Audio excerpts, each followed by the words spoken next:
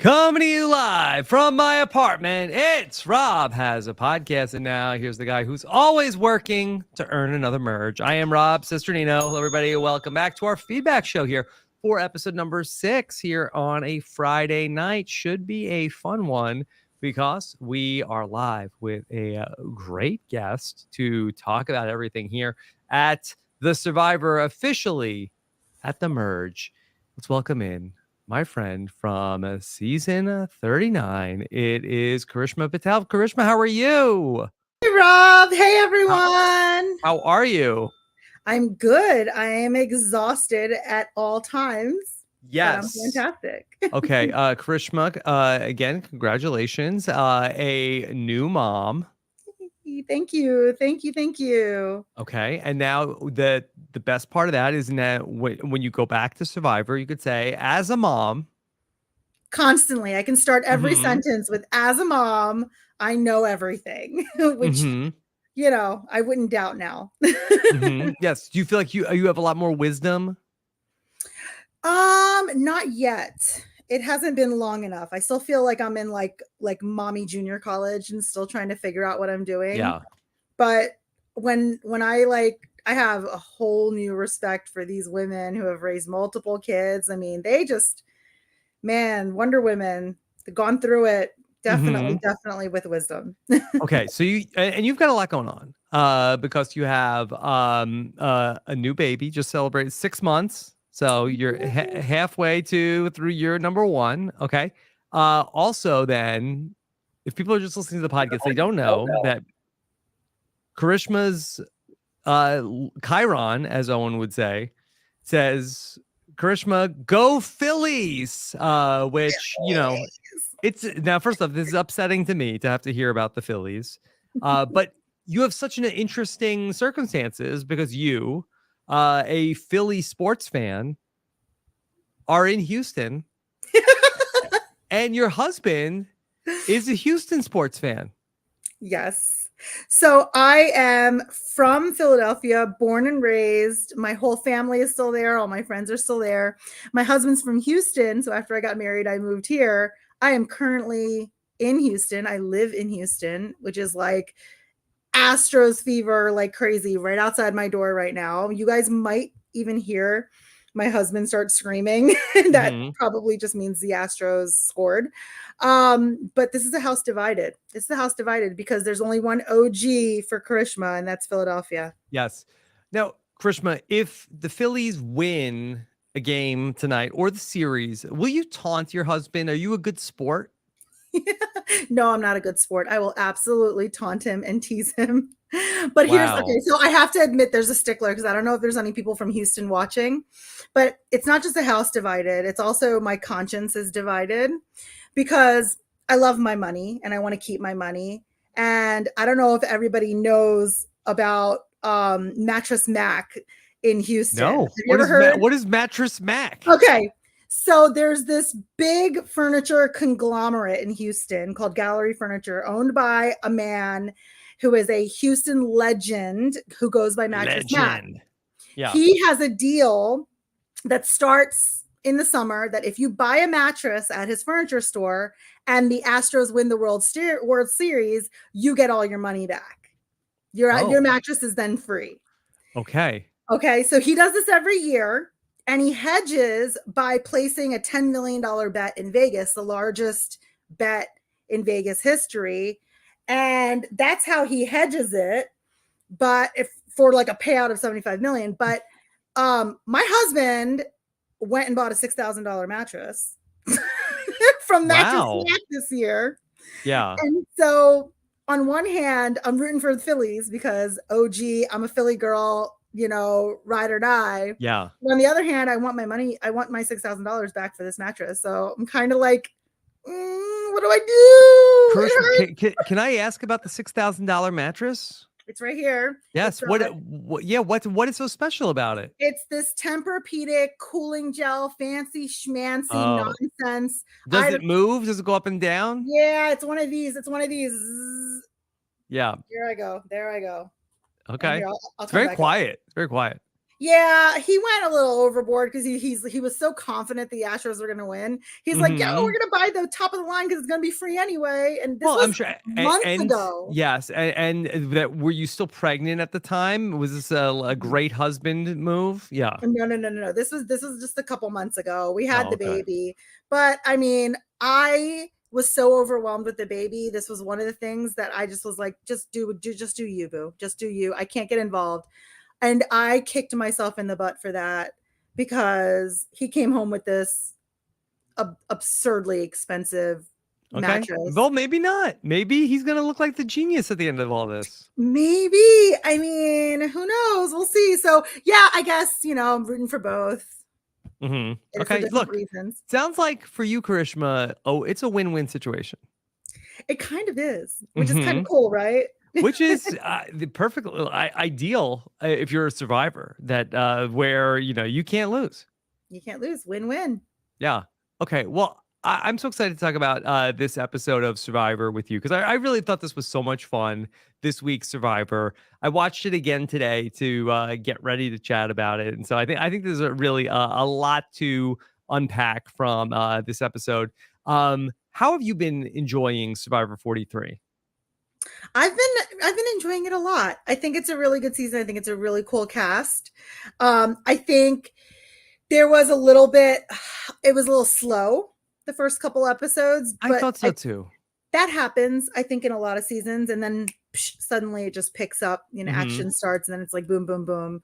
So, I mean, I'm excited to see some of these players sort of step up to the plate and start, doing more. Yeah. Okay. And Krishna, how does it feel to be considered from season 39 as part of playing old school Survivor? Am I though? Oh, I think so. because we played 39 days instead of the BS. Well, 39. I think 39 days. You didn't have to earn the merge. They didn't take your fire away. Yeah, I guess there's different phases of Survivor, and I guess the phase that I was in has kind of phased out, right? Yeah, I mean, this is a new age of Survivor. No more themes. No, at least for the time being, it seems like 26 days.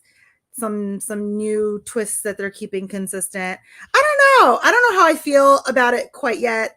I still think there's too many little twists. I still think they need to cut some more twists out. That's just my opinion. Yeah, and I like themes. I liked when seasons had themes. I was like a sucker for millennials versus Gen X or Davids versus Goliath. I think. Did you have a favorite?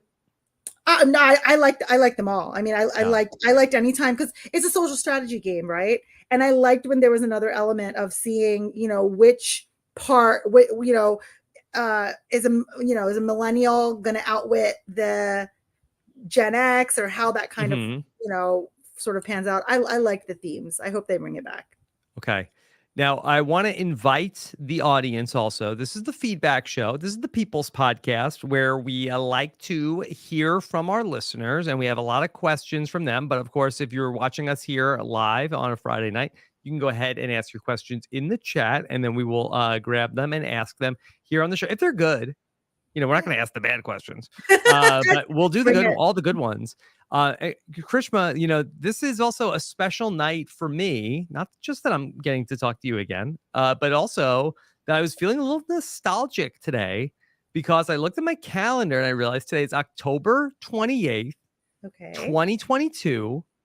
And it was exactly 20 years ago tonight that I got on a plane from Miami, Florida to Sao Paulo, Brazil, and met the other survivors that I would be somehow connected to for all of our days. 20 years ago tonight. My goodness. Well, gosh, can we ring a bell or something? Yeah. Congratulations. Wait, let's just take a cheers. And amazing, right? That's amazing. 20 years. 20 years. You blink and you look the same. Oh, thank you, Karishma. And my goodness, time just it flies. I can't believe 20 years for you. Now, do you recall what your reaction was when you met your castmates for the first time at presumably at some hotel or an airport. Yeah. So there was casting, right? So there was the whole casting, and then there was meeting them at the hotel. So I guess I'll go through like the meeting them when we came down to the hotel. We were going to be getting on a shuttle to the airport. I mean, I was just looking around, looking at who was making eye contact with me. I had all my alerts on. Mm-hmm. I was seeing who I recognized from casting. I think Mm-hmm. that was a big one. Yeah, and I was just looking. I actually, to be honest, I think I was looking to see if there was another Indian person. I Yeah. think that's sort of my scan for like somebody sort of, like me. Mm-hmm. Yeah. But it was, I And you mean, were disappointed. yeah, well, Mm-hmm. it's okay because I mean there's been such an incredible representation since then, so it's just that's awesome. Mm-hmm. But yeah, no, I just remember game was on. I mean, we weren't in Fiji yet, we were still in LA, but the moment that even one other person was there in my presence, the game starts right there because there's nonverbal communication happening from the get-go. And it was crazy because like I was dressed very differently than everyone else. Like a lot of other people were wearing like athletic athleisure, like Yeah. comfortable, and I was wearing like ballet flats and like a cardigan that I would wear at the office, and everyone else was wearing like athleisure and like sneakers and stuff, and I was like, oh gosh, how am I going to be interpreted? I was thinking about things like that Mm-hmm. right off the bat. Yeah, I was very intimidated when I saw the other people that were going to be playing in the game. It's like, oh, these people are really cool. Like, these people like belong on TV. This is not good. Yeah. Yeah, I was just sizing everyone up. I was just sizing everyone up as best that I could without seeming too shady. And Mm-hmm. I'll be honest, I think like just happiness was just overwhelming. I couldn't get a smile off my face, and I knew that was probably kind of weird, but I just couldn't. Yeah. Cuz like yeah, the game started and you're trying to start sizing people up, but you're also in your head like, "Holy shit, I'm about to fly to Fiji." Like, Yeah. And you're not allowed to talk, and you're not allowed to like, silence. give like a fist bump to anybody or anything. So, it's definitely like a weird situation. But that was for me 20 years ago tonight. We've got so much to get to talk about this Survivor Merge episode. Of course, it was such a great week that that Karishma, you're here with us tonight. We had Sari Fields yesterday on the podcast. What a Legend. loaded boy. I mean, that I thought this was what it was going to be like when the Mets had Jacob deGrom and Max Scherzer, two aces in the rotation. It doesn't always go great for the Mets. You're too kind. You're too Mm-hmm. kind. Yeah, You're too kind. maybe This is a cool Aaron episode. Nola and then Zach Wheeler. We'll see how they do. We'll see how they do. But yeah, no, you're too Forget kind. Noah Syndergaard. Yeah. This was a great episode. I'm really actually really happy that I'm able to talk to you about this one in particular, because this is where I think this is like kind of where the season actually starts. Yeah, we're gonna get going, and also then I will have over the weekend something that I've been doing for 2 seasons now. Survivor Academy is gonna be back this weekend. We're gonna talk about all the lessons from the first 13 days of the game. Matt Scott is going to join us, who played in Survivor Philly season 2, and we're going to talk through all of our patron questions for the patrons only of Robert's podcast on Survivor Academy. Yeah. So, all right, Krishma. So we've kicked off really the second half of the game. The tribes are all together. What were your feelings about Ellie? Before, during the episode, or before? Through the season. So I think Ellie was a little bit, for me, intense. I think that's the word I thought of Ellie, but personable. Intense but personable. Someone who, if she was able to dial it down when her audience, like who she's talking to, needed her to dial it down, it would be, really, really great for her. I just thought she was a little bit overconfident. Yeah. And overconfidence in Survivor can be a slippery slope. She did have the Um, one moment where the confessional, the killer confessional, she said, yeah, she had like a very the fateful confessional confessional of where death. she said that I think she is even better at the game of Survivor than she thought she would be. Yeah. The second she said that, I knew she was either going to be out. That would have been my first You bet. knew it right away. Yeah, immediately, either out, or she's going to be orchestrating some kind of unimaginable blindside. And that second thing I couldn't really imagine happening, because I don't think any player at this juncture going out would create that kind of a thunderous, like, oh my God, that was an outrageous blindside type of a thing. We're not quite there yet with any player. At least I'm not. So that's why I was like, yeah, no, she's toast. Mm-hmm. She's All right. toast. Well, Karishma, I really wanted to ask you about something that happened in the episode. Now, we saw that Gabler was very upset during the episode and was upset for, good reason, because of what had happened to him earlier in the game. Let me see if I can bring up my clip here of this. Okay, I'm going to go without it, but I thought this is something that maybe Karishma can relate to, of a player going into your bag. Yeah. So the whole thing about players going into other people's bags, I mean, look, it's infuriating. It feels invasive. And it makes you really angry. I knew that it was happening almost on a daily basis with me. People were going in your bag every day?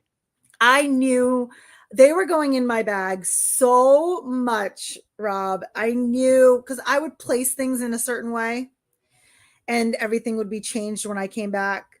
And it was just so obvious after a certain point in time that I didn't even care. I didn't put anything in there. I wasn't stupid enough to keep my idol in there. I guess I can admit it now. I did steal like a lot of nuts from the merge feast. Okay. Yeah, I brought back like a lot of nuts from the merge feast. I kind of stuffed them into like a hidden pocket in my pants where they couldn't they like, if they checked my pockets, it would be like a hidden one. Yeah. So like a good fist amount of nuts. And I was eating like 2 or 3 a day. It's nuts. It's not making a big difference. But they stole those early on. So at that point I was like, oh, I mean, the nuts were gone. And I'm like, okay. They're going through my bag. Now I know there's nothing I can do about it. Yeah. So I was like, let them go through my bag. They ain't gonna find jack shit. But I knew that it was happening. And I think one of the episodes showed just one of the times, but it was happening all the time. Okay. And you didn't make a big deal about it, like Gabler. No, I didn't make a big deal about it because, first of all, I think making a big deal about it may have possibly brought attention to me even more than it was already there, right? It could have possibly brought out that infamous, terrible P word, paranoid, that you don't want brought out, right? And I also knew that they weren't finding anything. So what's the point? You know what I mean? It wasn't going to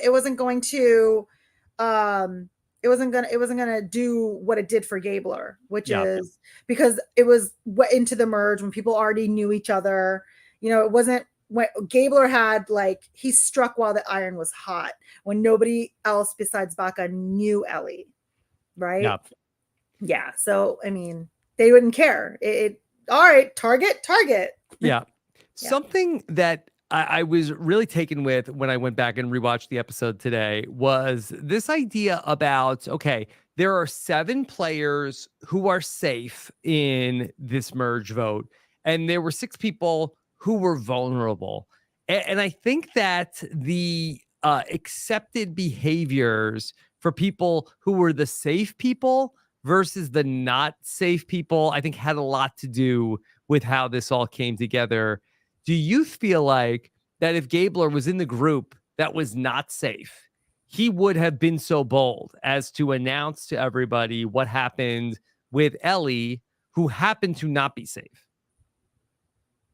I think so.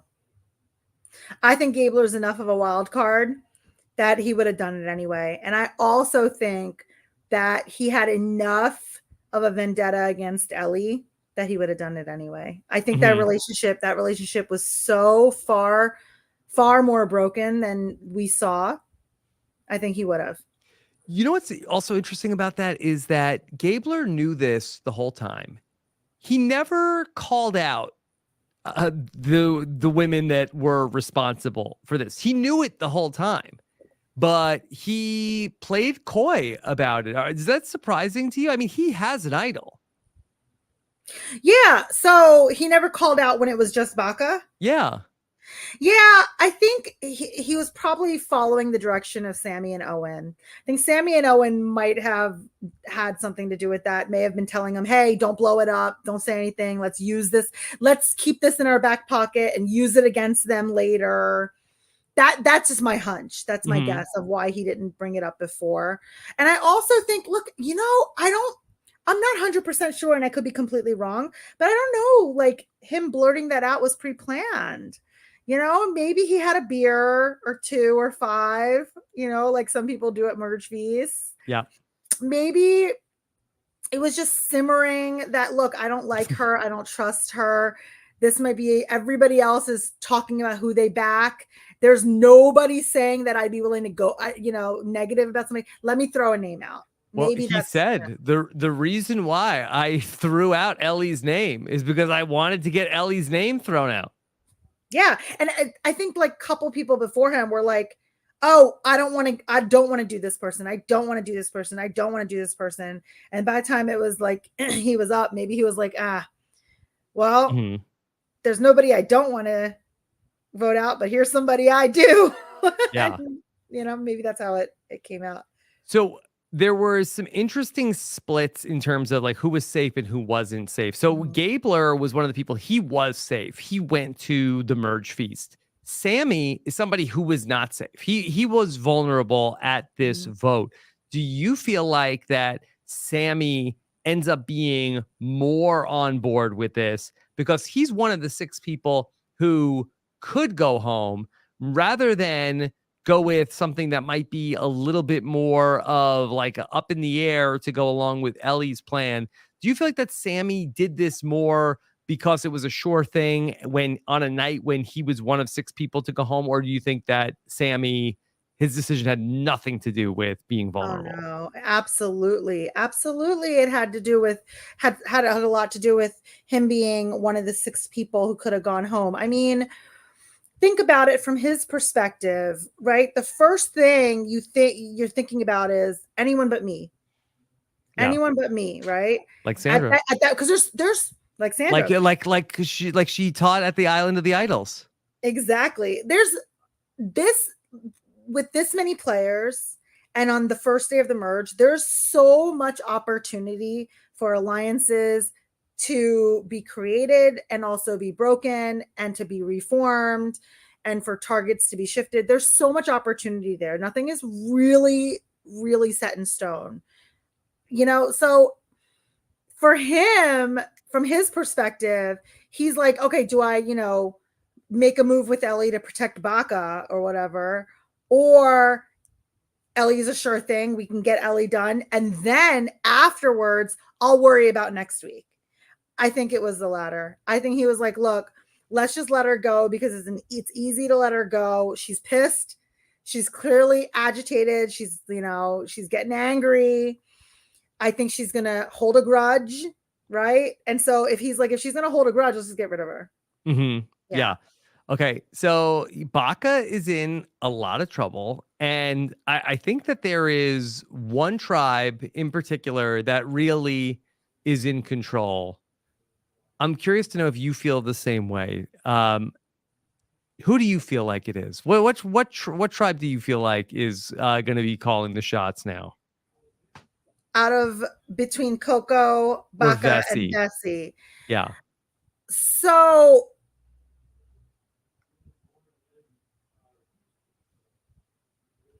I want to say Vessi, but I think Mhm. it's Coco. Okay. I felt like it was Coco when I first watched the episode on Wednesday, but I came away from rewatching it today feeling like, what? I think it's Vessi. I think Right? Vessi is the one because you had the people from Coco that you saw where Ellie was trying to, get the votes on James or Cassidy. And then ultimately then you had where the people from Coco were kind of in the dark. They kind of got saved when Ryan went back and told them. Yeah. Like, I think Vessi was the ones that they made Yeah. the decision of what was going to happen. I think so too. That's why I want to say Vessi, but the only reason, and I hate this, but I saw the clips from next week and it looks like Noelle might be in trouble. You know And what? Those previews though, they are are like misleading. they catfish you, Karishma. They go out of their way to try to throw you off. Yeah, that's Like true. whatever That's is in true. the previews isn't gonna happen. It's like a Yeah. reverse preview. Yeah. Well, my winner pick is Jesse. And I think that Jesse really. I think that he's on Vessi. Vessi. Mm-hmm. Yeah. So they didn't show him much this episode. And I think they didn't show him much this episode because he was doing exactly what you're supposed to do. He was under the wraps. And I mean, I like him. I think that they didn't really show it, but when you say you think that Vessi was controlling things, I think it was Jesse. I really think it was because you had Cody who was vulnerable, but I think the players who were safe, I really feel like were the players that were able to be doing the most. This whole episode was all day 13. It all took place in one day. So it was a jam-packed day of everything that was going on, but there was a lot we didn't see also. And one of the things that I'm really curious about from this last time I watched the episode was that we didn't really get to see anybody from Vessi talking with Gabler or Sammy. We never got to see somebody had to talk to those guys, right? Like it wasn't like that. We didn't see it, and we don't know who had those conversations, and I think that that's really important to know. I think it was Jesse. I think Jesse's running it because Noelle voted differently, right? Noelle voted for Cassidy. Yes. And there was a little question mark about why that happened, whether that was on purpose or whether she just didn't get a chance to have a conversation she was supposed to have. Cody knew that his name was out there, so he was trying to do damage control, of course. Who's the other guy? I don't forget his name. Dwight. They didn't show anything. They didn't show anything about Dwight either. They didn't show any conversations he had, did they? No, not yet. No. Yeah, I have a feeling that Jesse may have been helping out, doing the damage control on Cody and getting, just making sure his people knew where the votes were going to go. How do you see this going after this vote, where we have Vessi who feels like that they're together as a unit, Coco is together as a unit, you have a fractured Baca. Mm-hmm. Do you feel like that you have a good sense of where they go next? You have Janine, who's you would think would be the next target, but Janine does have an idol. She won't be the next target. They wouldn't waste a vote on her because she's got an idol, and that could be a complete wasted vote because if she uses her idol, it's a wasted vote, right? So I think she's going to be completely out of spotlight. I know they scored. I could hear you. Are your husband is talking trash to you? No, 5-0. Okay. So apparently Astros are winning 5-0 and he just came in to tell me. Mm-hmm. Sorry about that. Yeah. Okay. Well, so what was I saying? I think Janine. Not I think great. Janine, quiet. She's going to be quiet. She's non-existent in the next episode. Mm-hmm. Yeah. Karishma, if I may just give some strategic advice to your husband, talking trash to your wife, I feel like that's not a great strategic move, correct? absolutely correct. And I will, where are we? We're at 29 minutes. I will be playing this back for him. Okay. You have it on the record.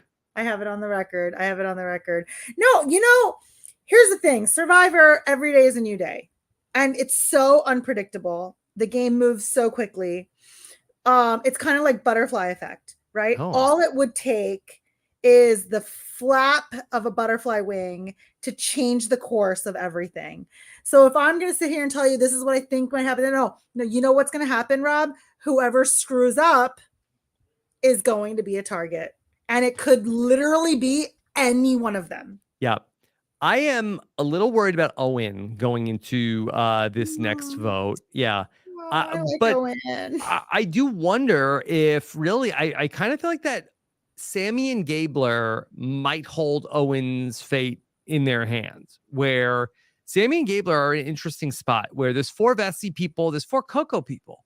Sammy and Gabler, if they are, a pair, I mean, whatever side they kind of go with, they will give at least 6. And if they wanted to go after Owen, I'm sure they could call that shot. Or if they wanted to pick up Owen, they could do that also.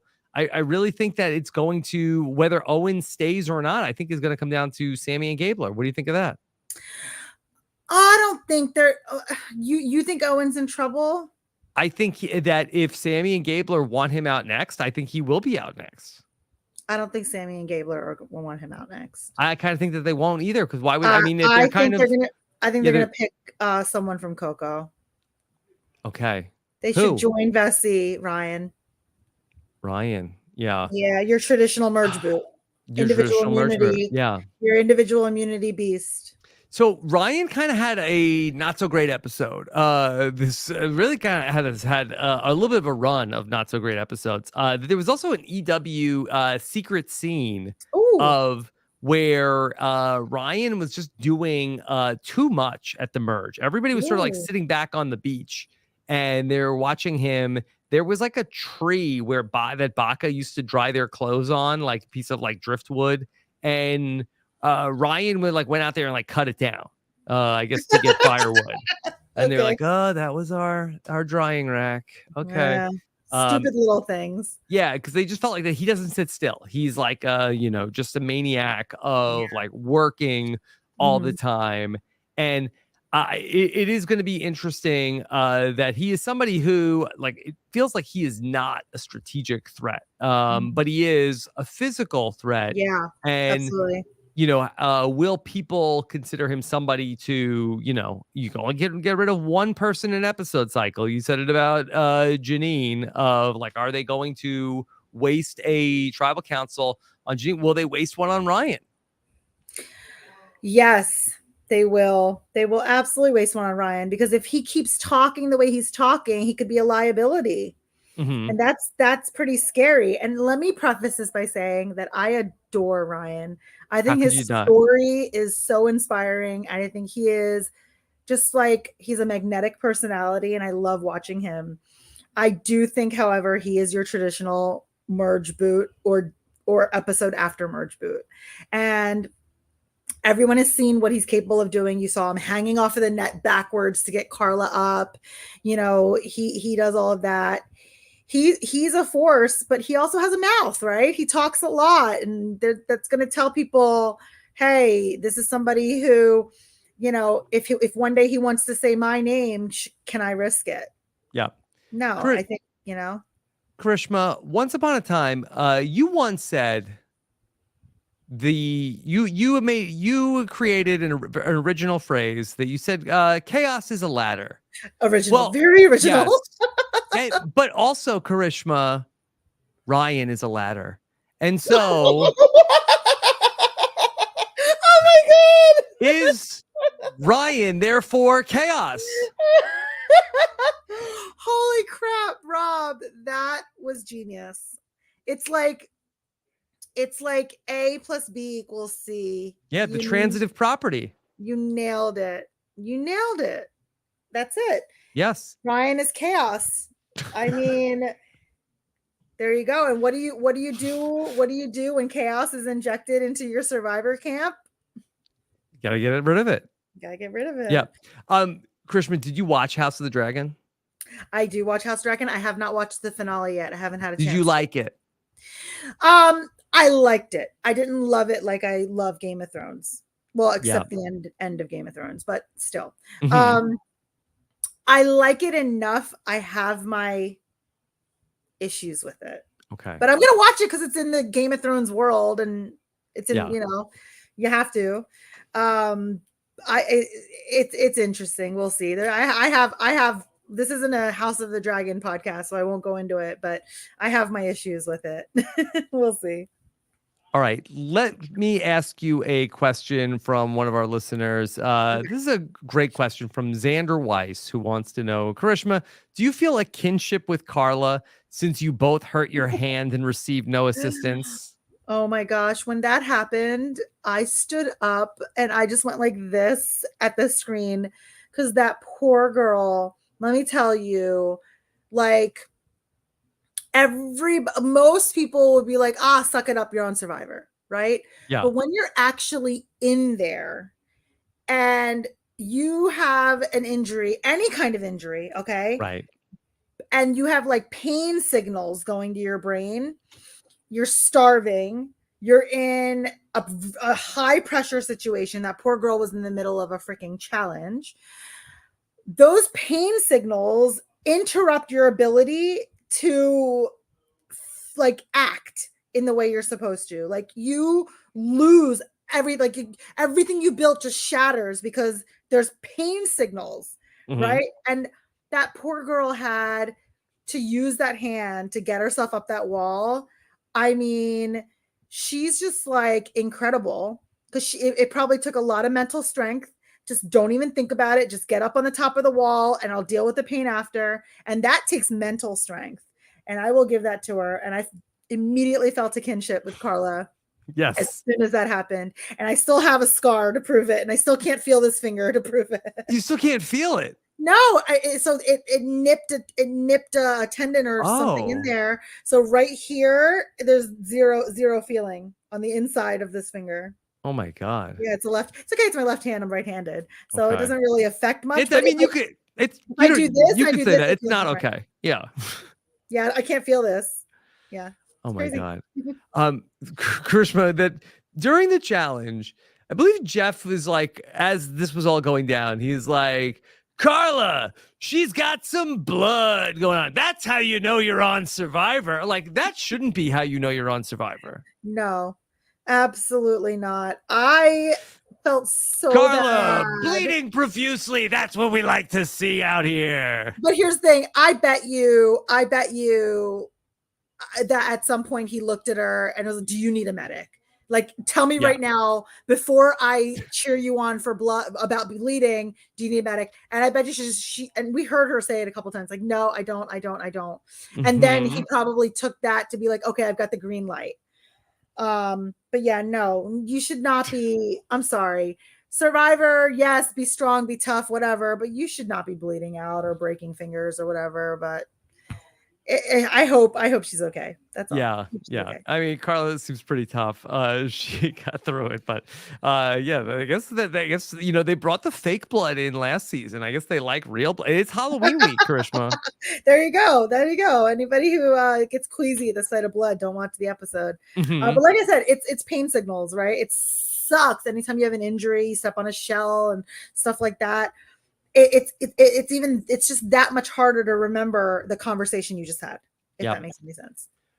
Do you have big plans for Halloween? I will be dressing my child up and taking a whole bunch of goofy pictures with him, but I'm still kind of like hesitant on going trick-or-treating because it's like he's 6 months old. It's obvious that it's just mom, like, hey, like, give me candy. I don't think they're gonna do that, but I'm gonna dress them up for pictures. Okay. Yeah. You have to. Yeah. What's the costume? He's guacamole and I'm toast. Oh, that's or nice. Avocado. He's an avocado and I'm toast. Yeah. Okay. My husband's salt. Okay. He's like a salt shaker. He's a salt shaker. Okay. He agreed to wear a t-shirt with a salt shaker on it. Okay. That's Yeah, something. but That's we're something. avocado toast. That's all you need. Mm-hmm. Okay. He's trying to rub salt in your Phillies right now. I mean, he just poked his head in, but 5-0. I guess they're doing something right. So Mm-hmm. we'll see. So we have an agreement in this house. We got a game tonight and a game tomorrow. He's not here for the game tomorrow, but I get to wear, like, right now my son's in a in Astros pajamas, but tomorrow night he gets to wear his Phillies pajamas. So Okay. yeah. It should be whoever wins that they should get the pajama day. Come on, Rob. I'm smarter than that. I'm not Okay. gonna agree to that. Yeah, they are the lower seed. Okay. I'm a lawyer. I negotiate for a living. Come Yeah, on. that is smart. Okay. All right. Let's then talk a little bit about the idea of earning the merge. I got a couple questions about this. Mm. This is from Micah, who says, my question for Karishma is, does she like the earn the merge twist in the new era? Even without the hourglass, I still don't know how I feel about it. I don't get it. What do they have to do to earn it? Yeah. Right? I hear you. It's like even the puzzle was like, you have to earn every stage of this game. Like, I mean, I like the concept that only half the people are yes. vulnerable. I like that because there's just so many people at the merge. It's so much scrambling. It's so much uncertainty. You end up just all confusion. And the decision ends up being whatever, like, name you heard last, right? So I like that there's only 6 people vulnerable. That aspect is great. But earning the merge, what did they have to do to earn it? I don't understand.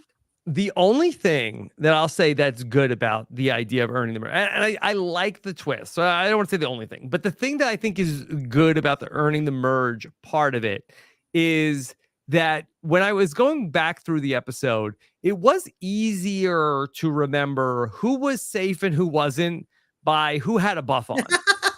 So funny. you could see all the buff people and like, okay, they're fine. And then the not buff people all did not. So that's the one thing that, like, from a visual perspective, I think does help it, the idea of it. But I feel that the branding is bad. They should call it something else of earning. You got to earn it. Like, it's such a meritocracy. Absolutely. It's like shirts and skins, right? You have to tell them apart. But no free rides here. I mean, they have to come up with something that actually has some semblance of reason. Earning it, like, it's not earning the merge. You're earning safety. Yeah, you're earning immunity. Yeah. Like, I really feel like that they could, like, create the branding around it to make it be more exciting, almost like it's like, oh, it's double eviction night, baby. If it's like, all right, this is a super exciting episode of Survivor. Half the players are safe, but half of them won't be, and it's all happening in one day. Like, I think that they could, like, really play into just sort of like the March Madness, like, sort of like a lot of exciting stuff is happening in a short amount of time, as opposed to, oh, you're gonna earn the merge. They're not earning their merge. They're earning their shield. They're earning their armor. They're earning, or like, earn your pen that you get to write a name down. Like, but like earning the merge. No matter what, if you're not the one voted out, you're getting your buff. So you didn't earn it. All you did was show up. Yeah. And not get voted out. I guess. We're not just letting anybody into the 3rd grade. You gotta earn it. It doesn't don't get left behind. Okay. So in order for me to get into 3rd grade, I just show up, right? Yeah, you just show up on the first day of school. You've earned it. Okay. There you go. Okay. All right. Then Bobby Hall, who always has great questions, says, as far as Survivor, I agree. Earn the merge feels a bit wonky. Is this an opportunity to utilize an edge of extinction type challenge like the log gathering? Everyone admitted it was really hard, and I think endurance challenges are enhanced by uncertainty. First 6 to 7 people to gather X amount of logs are safe. Last 6 to finish are going to have to earn the merge, something like that. People who feel like they're in danger can push, and maybe people who want to be more middle can pace themselves. Maybe you can gather logs for other players. Okay, Karishma, would it be better, and it doesn't have to be exactly what Bobby is talking about from Survivor Winners at War, but should it be a individual immunity challenge instead of a team challenge where the first 6 people to finish whatever the challenge is will be the immune players. Well, that could go either way depending on what the challenge is, right? That could skew favor to all the people who have quote unquote that kind of strength. So, unfortunately, there may be some people who have a little bit less endurance who would automatically just know that they're not going to win that and that they're not going to be safe. So why would they even bother type of a scenario? So concept is good. And I like the concept a little bit later on when you know people better and you know a little bit more about who's on the chopping block when. Yes, did they score again? No, it's 5-3. It's 5-3. Oh, okay, go Phillies. 5-3. Okay, I'll take it. But at this juncture where everyone's still a stranger, I think something like an individual challenge might, in order to like earn the merge or earn safety, it may be a little bias, if that's the right word. Yeah. I guess part of the thing that I do like about it is that I feel like that the people who are most likely to get picked off at the merge are typically the players who are good at the challenges. So it kind of like gives them an advantage, but they've had an advantage the whole pre-merge. So, being good at the challenge is your advantage. Come on, being good at challenges is your advantage. So how'd you feel about Noelle getting the chance instead of going to go and get a power? She just gets to pick which team she wants to be on. Did you like that? Yeah, I think they had to do that because it was an uneven number, and just figured that was the easiest way to sort of handle an uneven number, and it's fine. I mean, I don't think it changed the game. I don't think it affected the game. I don't think it affected her game at all. I think it was just a way to even it out. Yeah, that's it. All right. Let me play a voicemail that we have for you from Terry on this subject. Hi, Rob and Karishma. Love you both. My name is Terry, and I'm from California, and my question is about the merge. So, on Know It Alls, you guys were talking about earning the merge. I don't even think they earn the merge. I think they're already in the merge because they go to a tribal council where everybody votes for one person. Yep. Like, shouldn't it be earning the jury instead or something? All right, what do you guys think? Okay. Thanks. What do you think about earn the jury? Is that better? Yeah, earn your spot on the jury, right? Because Ellie's not on the jury, but that's it. Jury starts now, right?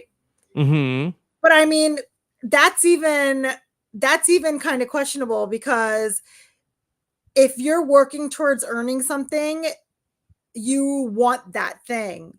And if you're playing Survivor, I get it. You want to be on the jury, but you don't. You want to win. Karishma, maybe Catherine has the best idea of all. Catherine says, you're earning the merge feast. How about that? Okay. Yeah. You are playing here today. You're going to earn the merge feast. You're going to go and you're going to go have a delicious feast. And sometimes maybe it might be from the Applebee's. I love Applebee's. No Applebee's this season. I know. They probably didn't get through the contract negotiations fast enough. Come on. Yeah, but then like Jeff would be like, you're going to the merge feast. You're gonna have chicken, potatoes, and best of all for dessert, you're getting your buffs. Everybody else, you'll get it if you're here tomorrow. I feel so sorry for those people who didn't get a merge feast. I get it, like merge is like a really big milestone, but that merge feast is also such a big milestone, and they just don't get to partake in it, and they don't get that food. And one side of me feels really sorry for them. The other side is like, it's only day 13. Like, you only have to make it 13 more days. So, it is what it is. But that, yeah, like reasoning wise, that makes more sense. You earn your food. But then again, what's the difference between that and a reward challenge? Yeah, I mean, there's no difference. I mean, you're going to get a buff also when you get there. Same thing. So yeah, the earning the merge, there's no such thing as earning the merge. There's no difference whatsoever. Like nobody earned anything. It was just whether you could eat or not and whether you were safe or not. And that's it. Those are the only two differences, right? Yep. All right, Karishma, we have another voicemail for you from another one of our amazing listeners to the podcast. Karishma, This is your Survivor 42 compadre, Omi. I just wanted to say hello and that I love you so much. And congratulations on baby Jeeve. You're killing it. I also wanted to say how much your presence on Survivor 39 made on Indians around the world. We loved seeing our first representative. And I still remember where I was when I first found out about your being cast. I was at the gym, which is not a place I'm commonly at. However, I was super pumped. And I wanted to know from you, how did it feel to be the first Indian? And to share that with everybody because it is so special. And what challenges you may have faced, or on the flip side, what advantages you may have drawn upon from your culture. Take care. Love you. Hope you're well. Okay. What a nice question from Omer. First of all, could you love him anymore? Yeah. I don't think so. He is such a wonderful, wonderful human being. I am so thankful to be able to call him a friend. And one of the nicest guys ever. One of the nicest guys ever, but also he's very mean to Chappelle. I don't really understand that. Also, here's the thing though, an immediate kinship, right? Because you know, I was the first Indian to play Survivor. And then we had this year we had him, he's a Sri Lankan representation from that part of the world. And then boom, suddenly we had a season with both Omer and Swati. And it was just mind-blowing to me that one cast of Survivor could have two Indian people. I mean, I like to think that a lot more Indian people started applying after they saw me on there. Yeah. So to answer his question, like I'd like that's where I you know, I draw the most sort of satisfaction or happiness from, is that Indian people are thinking, okay, you know, this isn't just a bunch of white people in their underwear running around on the beach anymore. This is, you know, especially since the movement for more diversity on all levels, not just with Indian people. It's cool. And I don't know what the numbers are and what the statistics are, but I like to think there's a lot more Indian people applying now. And I think that's really, really, really cool. I mean, watching somebody who looks like you on TV I can't like describe that feeling. And for such a long time, gosh, ever since like that Indian guy was on The Apprentice that many years ago, anytime there's an Indian person on something on TV, it's like a big deal in our community historically. It's always been a big deal in our community. And I love that there's so much more representation. And now there's like a token Indian person in like so many great TV shows. And I love it. I mean, we love it. I love it. So. You know what? It's interesting that when you talked about getting on the bus and meeting your cast, that you were the first, but you were also looking for another Indian person. Yeah, but I look for other Indian people like everywhere I go. So, so you know what I mean? It's one of those things where it's like, I don't know, it's hard to describe, but you know, it's an immediate kinship. It's an immediate connection. It's somebody who, you know, may share some values with you, who may share a similar upbringing with you, who may understand you and kind of just get you without, you know, you having to break down too many walls. You know, so that's kind of where I come from, you know. It's such a hard thing to describe, but you know, it would have been cool my season, but wasn't so lucky my season, but I'm glad that we're seeing a lot more of the representation on all fronts, not just Indian people. Yeah, sure. Now, did you feel like that there was anything that, you know, was unique to your game in particular, to being the first Indian person to play, that like Omer had said, was there any sort of either stereotypes that you faced or advantages that you felt like you had? You know, I don't think with respect to my game per se. I think more like maybe with respect to my comfort levels. Yeah. But and not you talked about that game. on the show. Yeah, a little bit more of my comfort levels. Just, you know, all the way down to even like how to be dressed type of a thing, you know. But besides that, I think when it came time for game, I don't think it really affected game. I think there were things beyond me being Indian that were factors in my game. Mm-hmm. Yeah. Okay. All right. Well, thank you again, Omer, for Thank a great you, question. Omi. Okay. Let me bring in another voicemail that I have for you. This is from one of our listeners. Victoria wants to ask you about some feelings from the season, some Hi, Rob. vibes. It's How are the Victoria from vibes? Baltimore. Here is my one voicemail per season. Oh, I was curious what you guys thought about the overall vibe of this season. I'm getting a little bit of a mix of some new school Survivor and old school Survivor. New school in that there's a ton of advantages and no one can keep them a secret. And old school with there's some kind of goofy players like Gabler. There's some kind of wackadoo players making weird kind of alliance statements like Ryan and even kind of sloppy gameplay from Ellie. I'm curious what you guys think. Anyway, I'll see you next week in DC. Bye. Okay. Christian, we have a big show coming up, Washington, D.C. We're going to be at the National Press Club on Wow. Wednesday nights. Sold out show. Wow, that's going to be so much fun. You know, before I was on Survivor, it was always a goal of mine to get to one of your live know-it-alls. Mm-hmm. And I still have not made it, but it still remains on a bucket list for me. Yes. Well, you were recently out with Bryson Wen, right? Yeah. Oh my gosh, we finally got a watch party in Houston. It was so much fun. It was Bryce. It was so many people were there. I heard it was great. Amazing. Yes. Yeah. It was Okay. a lot. It was a lot more survivors than I had thought. I thought it was going to be like 5 or 6 of us, but it was like 15 of us. It was amazing. Amazing. I had such a fantastic time. And I don't want to like, you know, there were some people who were, you know, the stars of that night. I'll just leave it at that. And it was awesome meeting them too. Okay. Yeah. All right. So, Karishma, what about are you feeling at all that the vibe of the season is more old school or old school meets new school? To the extent that there's no theme, perhaps so. I still do not. I think it's still more new school.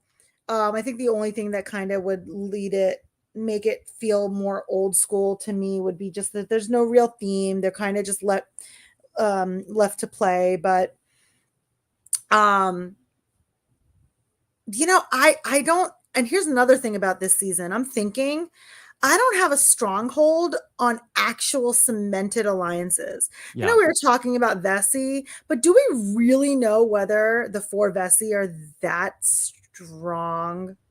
You know what I mean? We know the 4 Coco are, but aren't. We know Baka isn't, but now maybe are the 3. You know what I mean? Like, the feeling, I guess the question she's asking is like, what vibe are you getting from the season? To put old school versus new school aside, but like the vibe I'm getting is that the players are all like this. I don't have like making this, like spider hands. this. Yeah. Okay. Yeah, they're very kind of fluid. I feel each individual player is still very fluid. And when you played, did you feel like that the game was fluid, or do you feel like that things were like very solidified, especially in the pre-merge? I felt like it was more solidified than I feel 43 is. You know, there were just we had some real loyal people in our season, and I think that we had some bigger alliances that were, you know, unwilling to sort of move off of each other. I feel like that, you know, the real solid alliances, I feel like we're all on like the other tribe, like the Lauren and Tommy side of things. I feel like your tribe might have been more fluid, but was it more locked in than I realized? Yeah, after the merge, Jamal, Janet, Kelly, and I'll be honest, we're pretty tight. Yeah. Meaning I was going to vote with them. Nora was a wild card, but as far as I understood it, was also tight at that juncture, right? But I think like just the Lauren and Tommy's connection with the other side was underestimated. I think there was a lot too much confidence on Lauren and Tommy returning to Vokai. And I think that's what happened. And so there were, solid, but these two, they were solid over there, not over here. Okay. Yeah. And I chose the wrong side. Karishma, another person from Philly says hello. Lindsay Carmine says, hi, Rob and Karishma, #go Phils. Yay! Go Phils! Mm-hmm. Amazing. God, I hate that P word, paranoid. I think you're going to say Phillies. No, Phillies I love. The word paranoid I hate. Mm-hmm. Terrible word.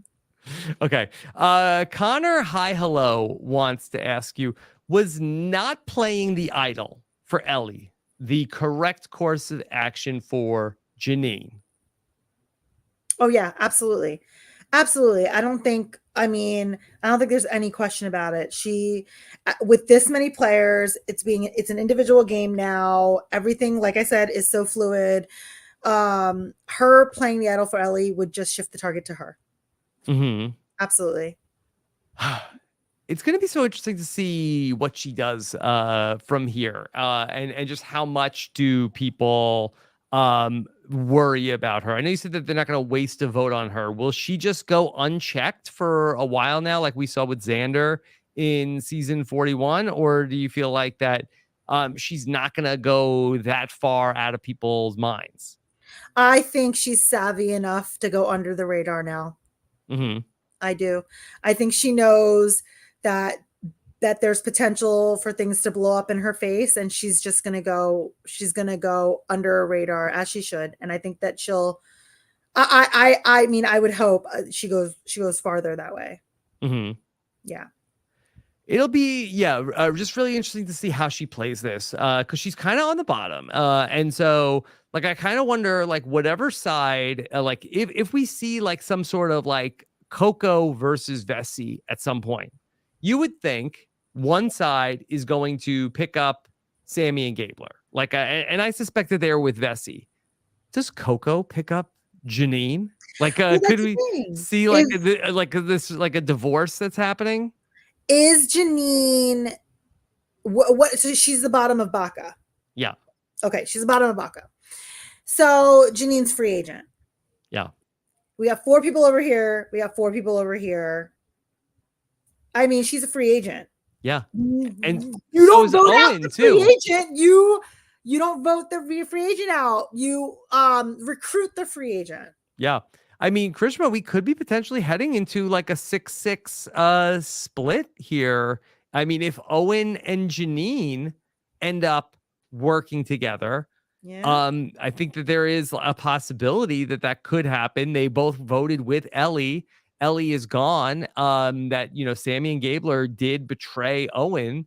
And so it's possible that those two from Baca, they could be like a package deal also, and 2 could go with Vessi and 2 could go with Coco, and we could have 6-6 this week. That would be wild. That would be wild. I hope we don't get another massively live tribal, but I think the next tribal, I think it may end up being a live tribal.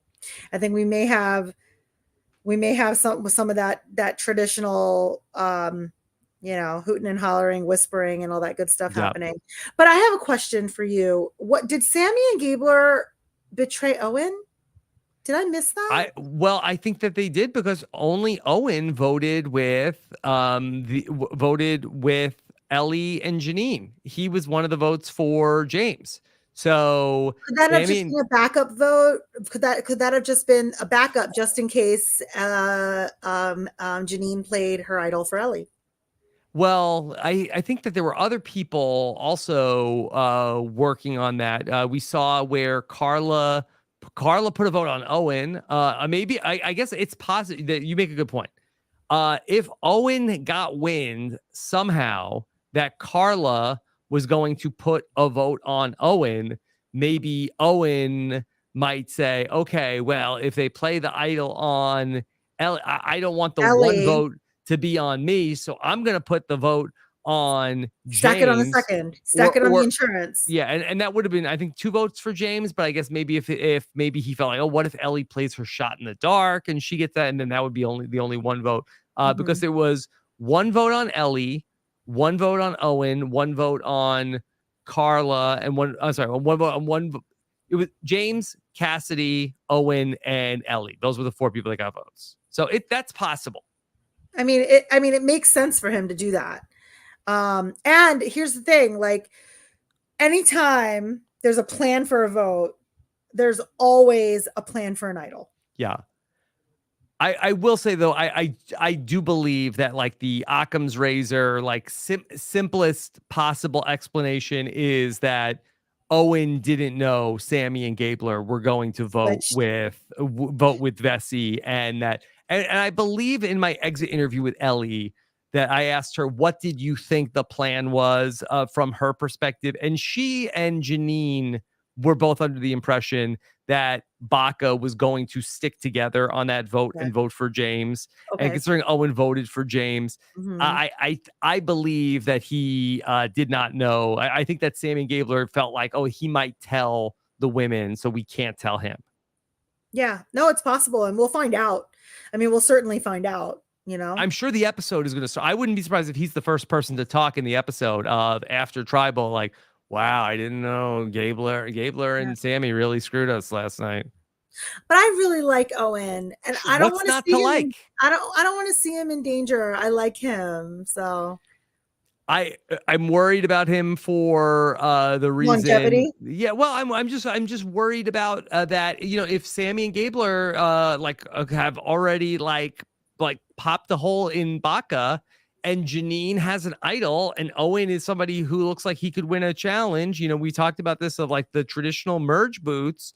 Then I am worried about Owen going into this next vote.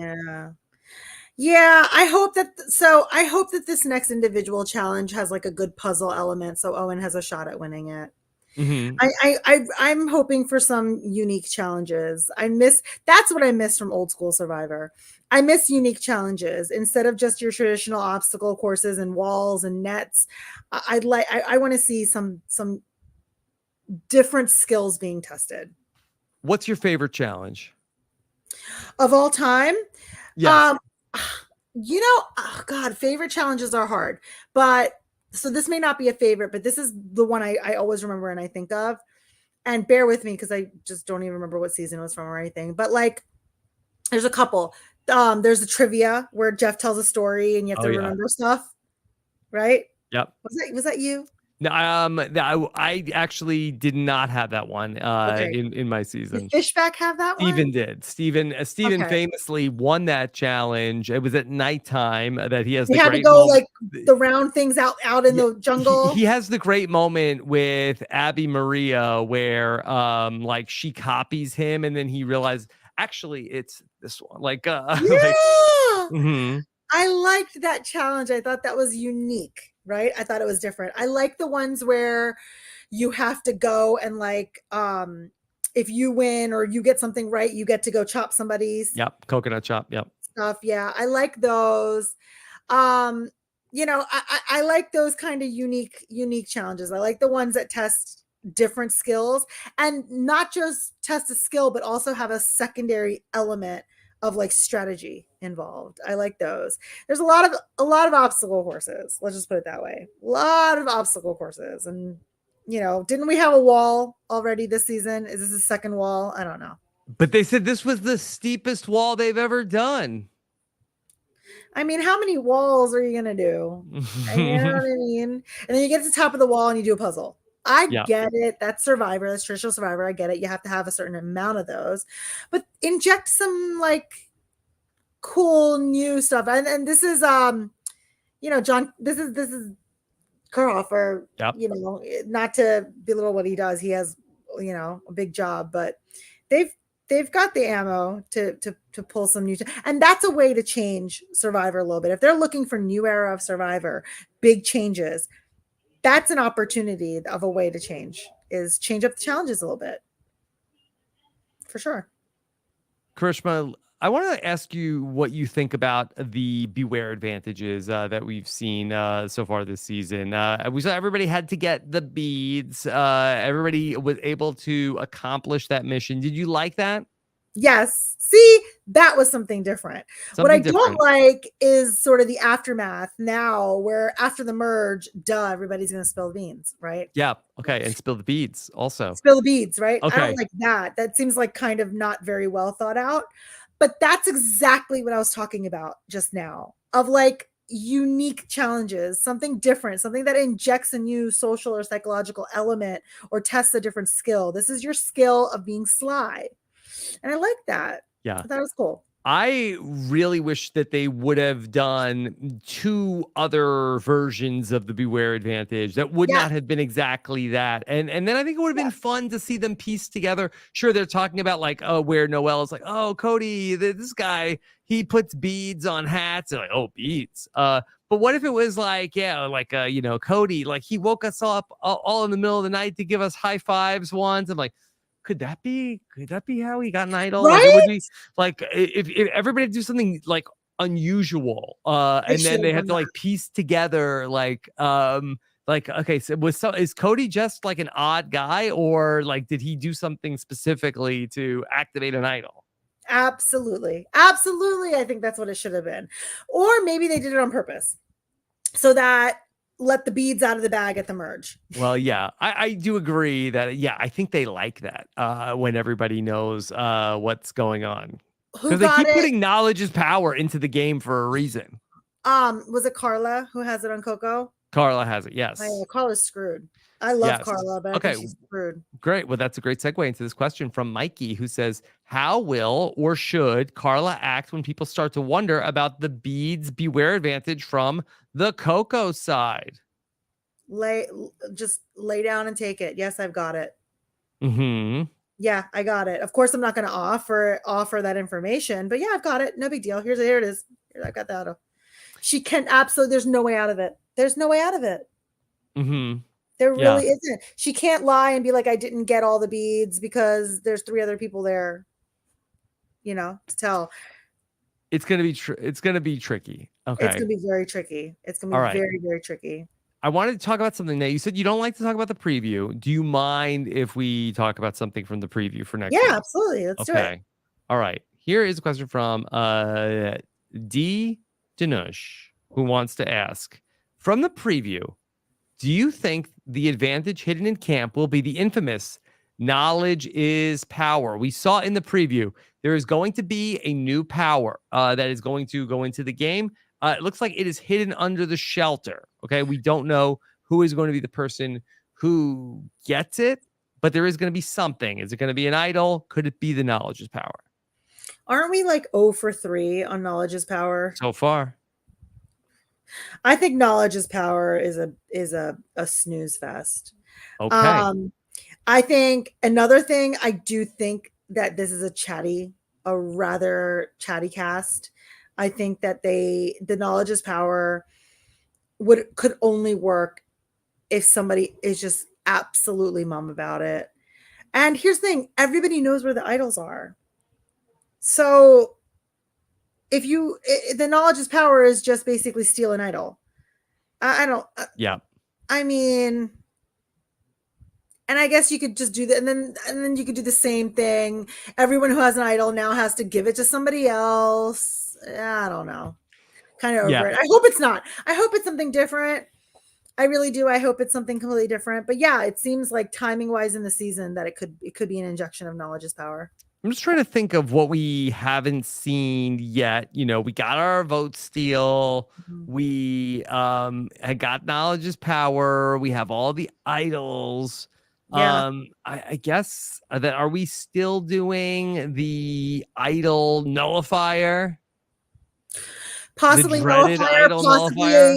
possibly a menu of some sort. I don't know. There used to be menus. Yeah, I'm trying to remember if the idol nullifier came back in the new era, or did it get retired after Parvati got one in season 40? I like idol nullifier at this point in the game.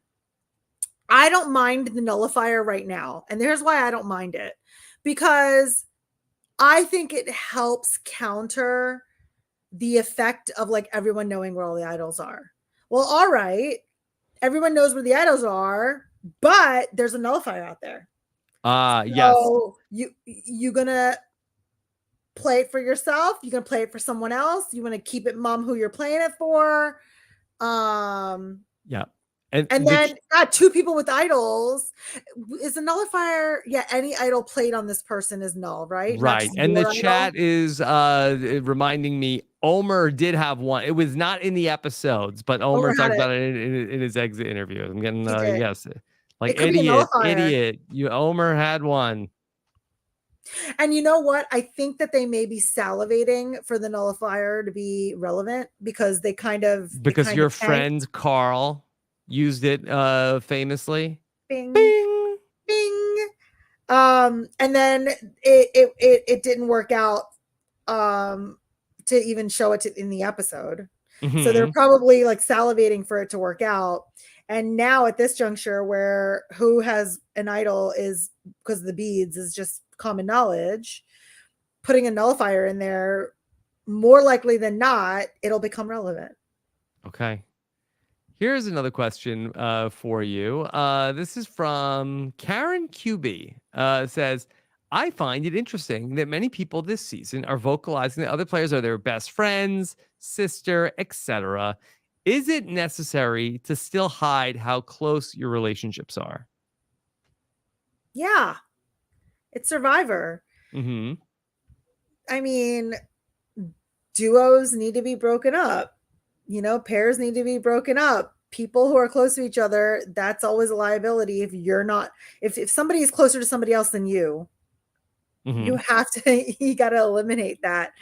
So yeah, I think to answer your question, yeah, I think it's really important to hide how close you are with somebody. It's like knowledge is power. The knowledge of loyalty is power. For sure. The knowledge another question about nullifier. Yes, go for it. So say somebody plays an idol and then there's a nullifier, right? That means is on that person. That means that idol is no longer. Can another person play their idol for that person? So, okay. So let's just talk this through. Okay. So let's say Sammy has the idol nullifier and he plays the idol on Janine, right? But Janine has played the idol for Ellie. No. Like, say Janine plays an idol for herself. Yes. And Sammy has played his nullifier on Janine. Yes. But then Jesse stands up and plays his idol for Janine. Yeah, I would have to think that one idol nullifier only nullifies one idol, not all idols. Right? I mean, I would think so. Yeah, just curious. But I think that I don't know if you can then go over the top and then after you played your idol. I'm playing my idol for Karishma tonight, Jeff. Like, all right, well, let's go and let's open the votes. It's like first vote, idol nullifier. I don't think Jesse can stand up and say like, hold on, I want to play an idol. It's almost like if like you at the point it's like, all right, that's 7 votes Karishma. You can't stand up and say like, hold on, I want to play this idol. Yeah. So the nullifier's in the urn. Okay. Yeah, I think that once the top opens, I think that's it. The action has closed. You gotta earn your nullifier. Okay. Yes. And from the urn, the urn prevents you from earning it. Okay. Got it. All right. This is a question I got emailed to me by one of our listeners, Kyle. Okay. And Kyle writes in and says, Rob, as your behavioral scientist patron, I have yet another little insight for you. The journal article linked below from some of my colleagues that I work with shows a bit about being accused of something and responding with anger. Okay. And this is a link to an article from the Sage Journals that is called Anger Damns the Innocent. Okay. And it's a study. And what Kyle says is that it turns out when you respond with anger, people perceive you as being guilty, even though, as your astute intuition has stated, responding with anger is often more indicative of innocence. Thought this was a cool bit of behavioral science that you might appreciate. After all, Ellie isn't the first to respond this way. It happens all the time. Yeah. So I have said, when Josh Wigler and I went back into the evolution of strategy, I have often said, and you are a veteran Mafia player, a veteran of the Black Widow Brigade, Heck yeah. played a lot of social strategic games, that the person who responds to an accusation with anger, that they often are perceived as looking more sus. Yeah, I love that word, sus. Yeah, the more defensive you are, the more you're pushing people away. Absolutely. I think, unfortunately, that's what happened with Ellie, right? She got word. What's the score? What are you in here? 5-5. Oh, we may have to wrap this up quicker. So you want to be there to celebrate the win? I mean, yes, I guess so. Yeah, I think, Ellie, she responded with anger, right? And it was unfortunate because that response just pushed Gabler even farther. And that response may have even been the exact reason that it pushed Sammy away as well. It's hard though, because she felt, betrayed, even though she was guilty, right? She did do the deed, but she felt betrayed because he threw her name out there, as she should have. And it's human nature. It's human nature to get angry. It's human nature to become upset and maybe confrontational when something you never imagined would happen happened. So it's just unfortunate, but in Survivor, man, you're supposed to do so many things that are just virtually impossible. Yeah, I really felt badly for Ellie here because, look, yes, they went through his bag. Yes, they did come up with plans to try to vote him out, maybe with his idol. But in this instance, she was like, where he was saying, like, you were throwing me under the bus. He said, and she's like, no, I wasn't. I didn't do that. And she wasn't trying to get him voted out now. Like, I think she really felt like, why are you doing this? You're screwing everything up. Like, I think she was mad. Yeah, she was angry. And the truth is, the real truth is, I mean, there's just the relationship between Gabler and Ellie was just gone. It was, non-existent. And they were, if not now, they would have been against each other later. Yeah. The trust just wasn't there. Trust wasn't there. Yeah. I do want to talk about, as we're talking about Gabler here a little bit, I want to show you something that came up. We love when CBS is creating original memes out of Survivor. This is one not from Survivor, okay? This is from the @CBS 1.2 million Twitter followers. Posted this meme today. Karishma, are you ready for this? They're posting memes now? Yes. The meme says, "You this just is got new? Gablered." This is new. This is new. How long have they been doing this? I don't know. This is the first time ever. Okay. You just trying to make it a thing, trying to make Gablered a thing. You just got Gablered. And then they say, if you know, you know, #Survivor. I guess they want people to watch Survivor so they can know. Yeah. Marketing. I mean, it's good marketing. He is a magnetic player as well. I mean, he's fun to watch. It's like stop trying to make fetch happen. It's like they're trying to make Gablered happen. You just got Gablered. Yeah. Funny. I mean, how do you get Gablered? When Gabler tells people he wants you out and then you go out? I mean, when you betray Gabler and Gabler wants to vote you out. Yeah, you just got weird. Gablered. What would it mean if you got Karishma? You got to go to dinner at Applebee's with me. Wow, that would be good. Yeah. You just got Gablered, everybody. Okay. and this photo is a classic too. That he looks like a garden gnome. It's a great photo of him. Lumberjack gnome, Gabler in all his Mhm. glory. Call me crazy. I think Gabler's got longevity. Yeah. How far? What's the upside for Gabler? I think upside. I think 6'7". 6'7". Okay. Yeah. So right there, not all the way.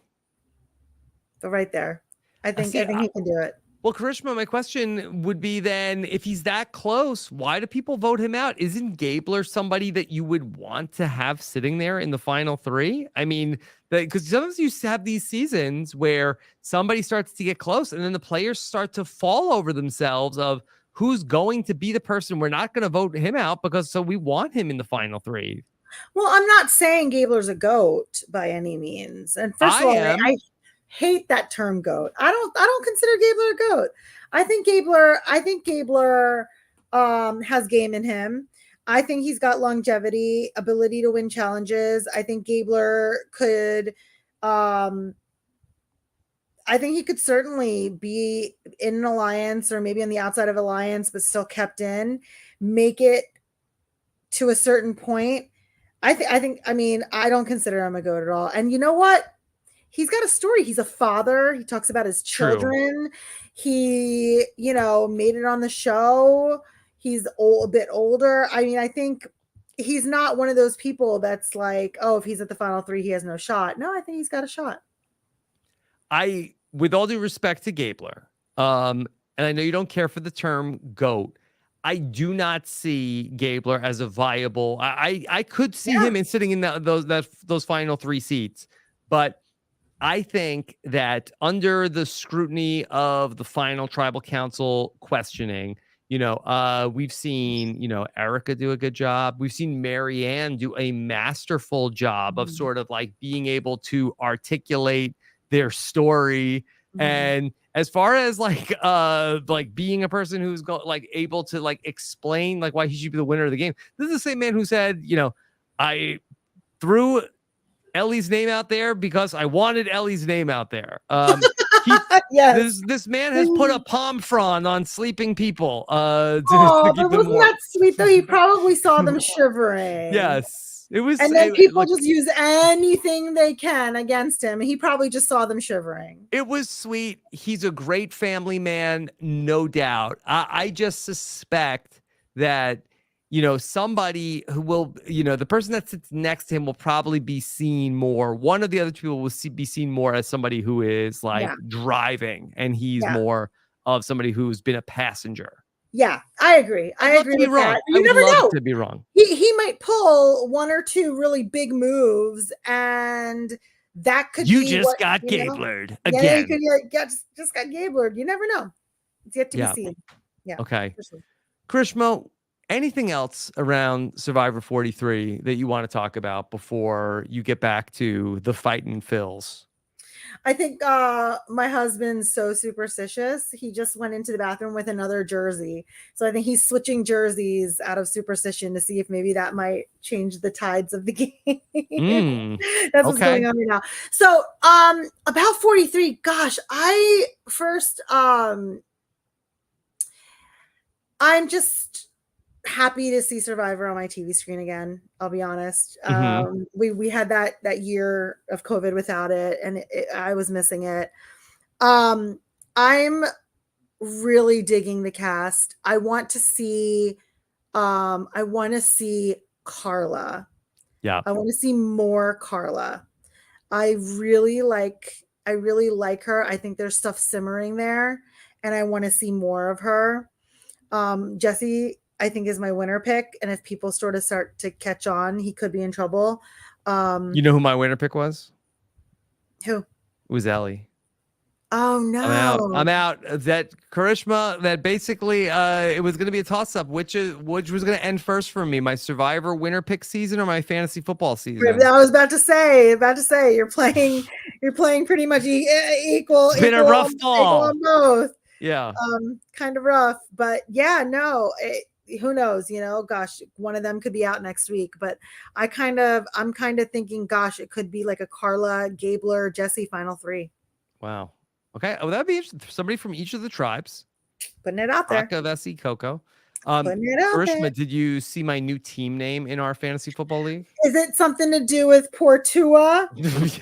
Yes. My new team name is representative of my record, as that I am officially now Team Tua and 5. Oh no! Mhm. I love it. I'm thinking I might change my name. My fantasy football name is Hungry Dogs Run Faster. You know where that's from? No. When the Eagles won the Super Bowl,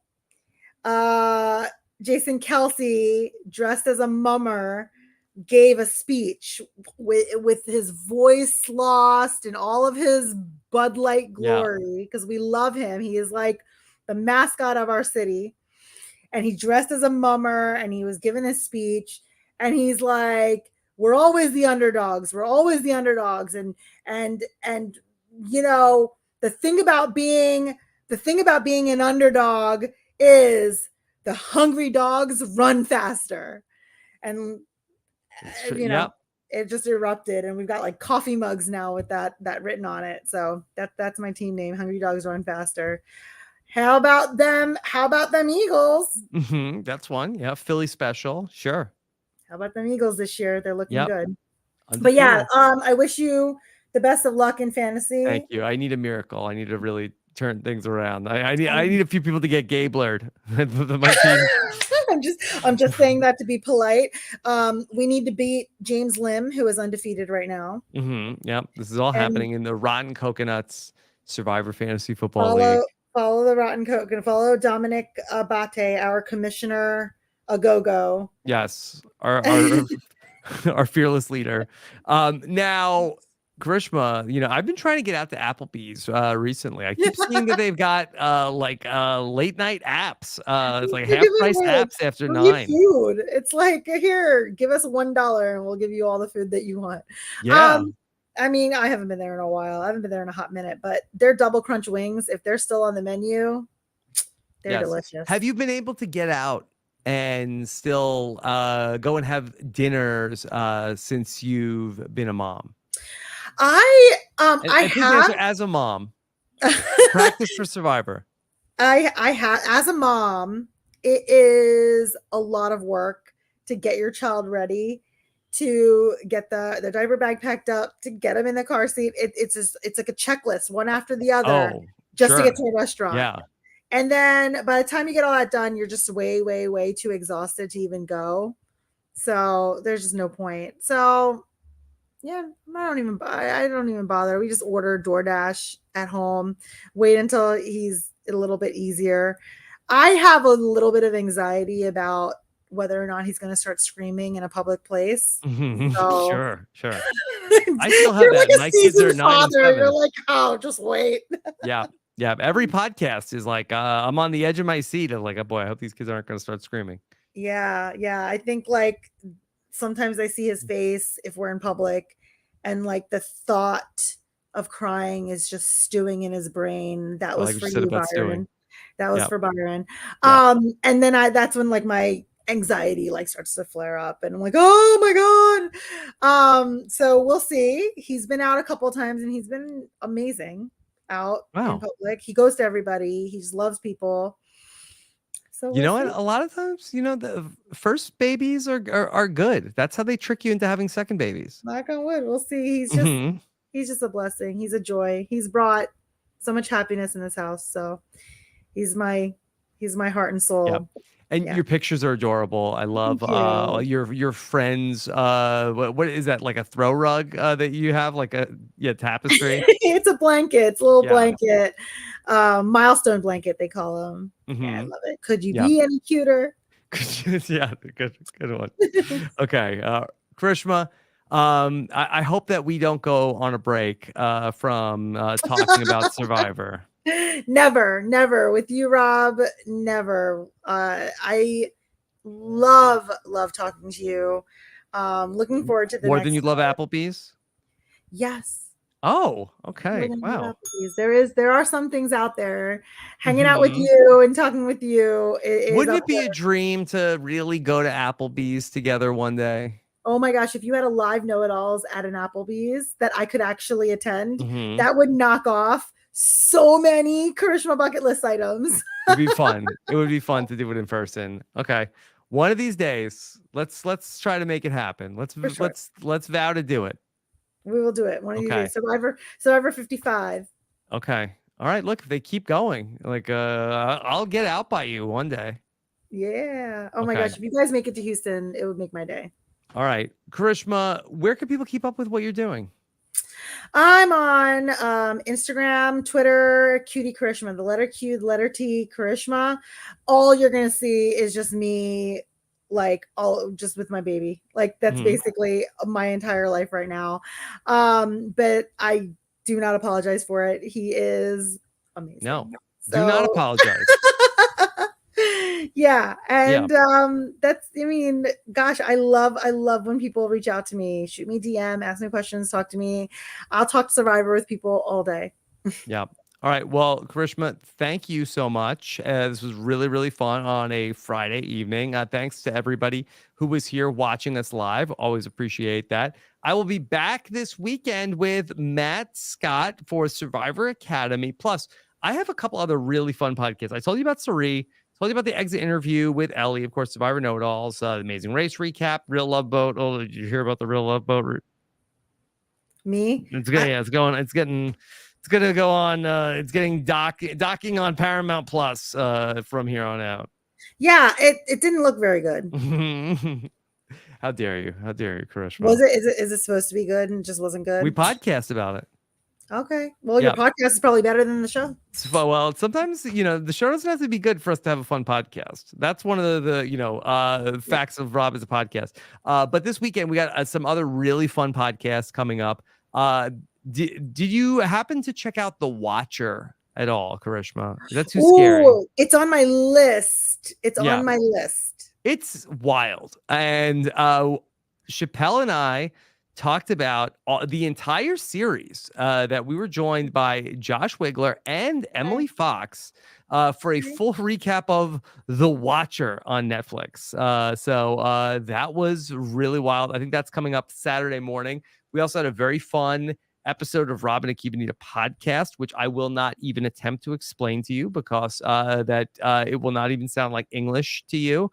And then also we're gonna have more coverage of The Mole coming up this weekend. Did you watch The Mole, Karishma? I have to. That's actually pretty much after the House of Dragon finale. The Mole is next because there's a fellow Patel on there.